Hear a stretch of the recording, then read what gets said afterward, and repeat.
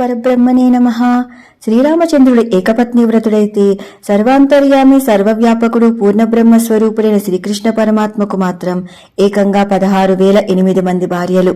వీరిలో 8 మంది అష్టమహిషులైతే మిగిలిన 16,000 మందిని కృష్ణ పరమాత్మ ఏకకాలంలో 16,000 కృష్ణ రూపాలను స్వీకరించి ఒకే ముహూర్తంలో పెళ్లి చేసుకోవటం అనేది ఊహకందని ఒక అద్భుత కృత్యం. అనంత లక్ష్ములతో విహరించే ఏకనారాయణ స్వరూపమది. ఏంటి దీనిలోని తాత్వికార్థం? ప్రకృతి పురుషుల ఏకత్వమే విశ్వం అంటే. ప్రకృతి అంటే మహాలక్ష్మి, పురుషుడు అంటే శ్రీ మహావిష్ణువు. పరమాత్మను ఆశ్రయించుకుని ఉండేదే ప్రకృతి. సృష్టికి పూర్వం సృష్టికి కారణమైన త్రిగుణాలు బీజప్రాయంగా సామ్య స్థితిలో ఉంటాయి. ఆ బీజప్రద అవ్యక్త స్థితే మూల ప్రకృతి. తనే శ్రీ మహావిష్ణువు నిత్యాన్నపాయని అయిన జగన్మాత ఆది మహాలక్ష్మి. శ్రీకృష్ణుని యొక్క పట్టమహిషి రుక్మిణీదేవి. మట్టి ప్రకృతి అయితే కుండలు వికృతుల్లాగా మూల ప్రకృతి నుండి సృష్టి మొదలై 7 వికృతులుగా వ్యక్తమయ్యింది. అవే క్రమంగా మహత్తు, అహంకారం, పంచతన్మాత్రలు. వస్త్రానికి ముందు దూదిలాగా సృష్టి యొక్క సాంద్రీభూతమైన స్థితే మహత్తు. ఆ మహత్తు నుండి వచ్చేదే సమిష్టి అహంకారం. నేను అన్న భావమే అహంకారం. తరువాత వచ్చేవి పంచతన్మాత్రలు, శబ్ద, స్పర్శ, రూప, రస, గంధాలు. మూల ప్రకృతి, మహత్తు, అహంకారం, పంచతన్మాత్రలు మొత్తం 8.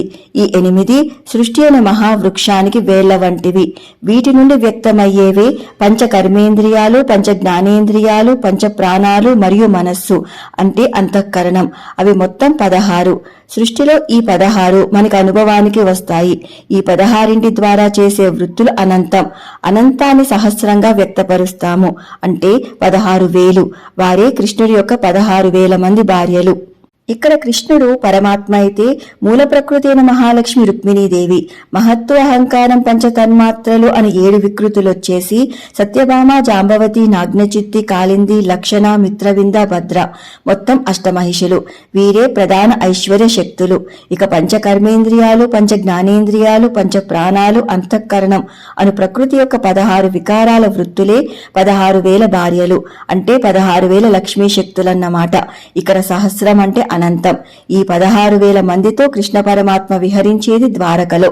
నవద్వారపురమైన దేహమే ఈ ద్వారక. జడమైన నవద్వారపురంలో శ్రీకృష్ణ పరమాత్మ అంతర్యామిగా ఉంటేనే మన దేహంలో ఉండే 8 + 16 చేతనత్వాన్ని పొందుతాయి. అప్పుడే ఈ దేహం శివమవుతుంది. లేదంటే పరమాత్మ లేని దేహం శవమవుతుంది. ఇది తెలిసిన నాడు నువ్వేంటి నేనేంటి అంతా ఒక్కటే. ఆ ఒక్కడే శివకేశవ. జై శ్రీకృష్ణ. హర హర మహాదేవ.